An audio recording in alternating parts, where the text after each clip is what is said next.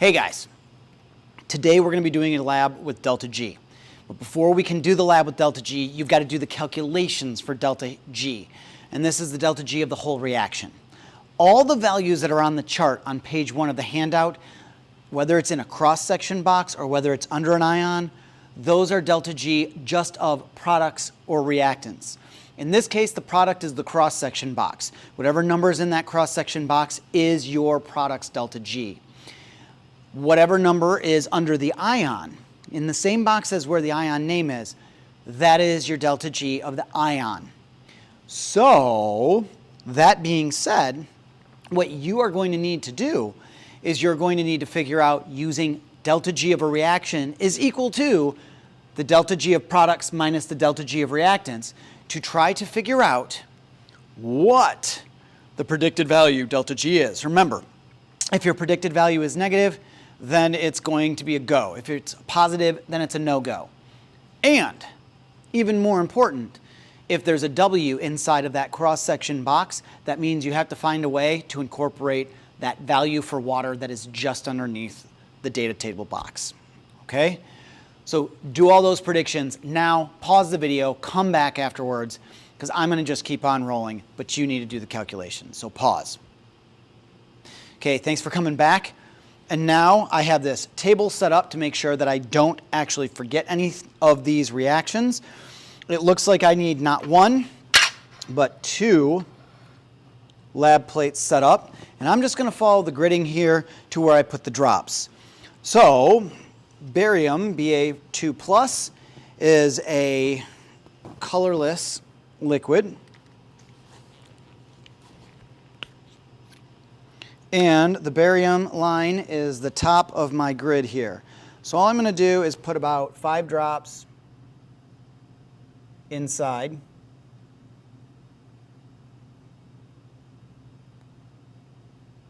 Okay. And I'm just going to keep on doing that, but I'm going to do that with all the positive ions first before I cycle back for the negative ions.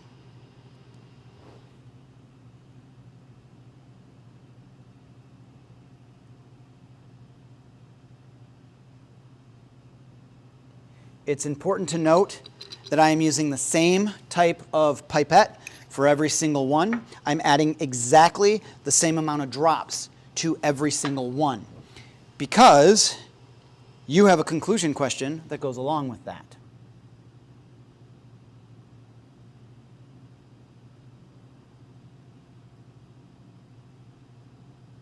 Something you can start thinking about now, though.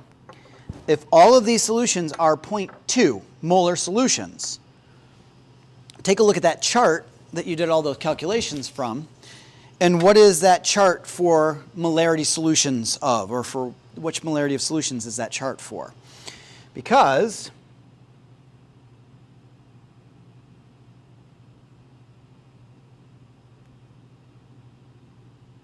you'll notice that it is a 0.1 molar chart. So why am I using 0.2 molar solutions?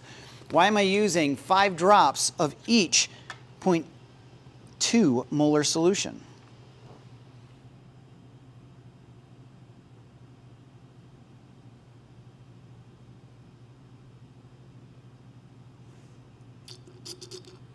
Okay.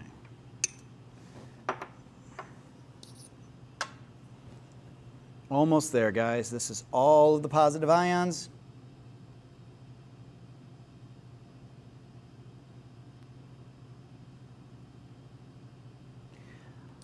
Okay. So, ladies and gents, now comes the fun part. I'm going to put 5 drops of these ions inside of that chart, or inside of this grid that's matching this chart. So first off, the chlorine ion. I'm just going to go straight down the row. Go ahead and take a look while I'm adding it in as to what reaction is actually taking place, or if one is.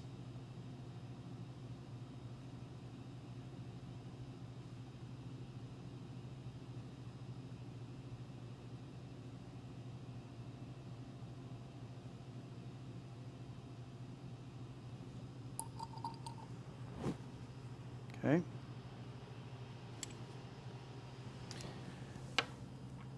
And now the sulfate ion, same thing, second row, or second column.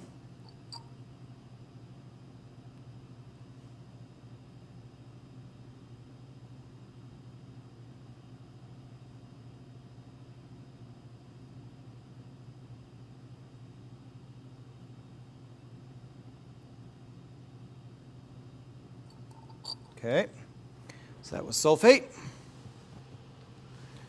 And now carbonate.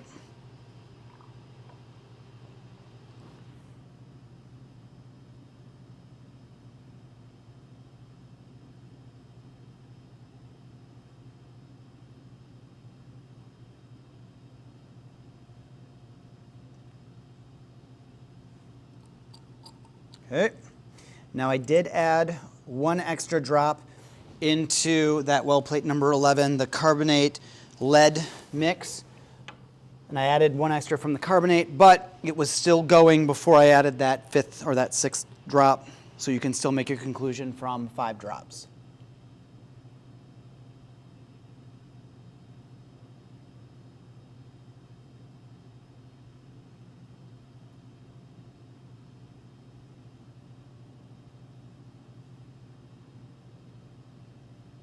Now that was the hydroxide column.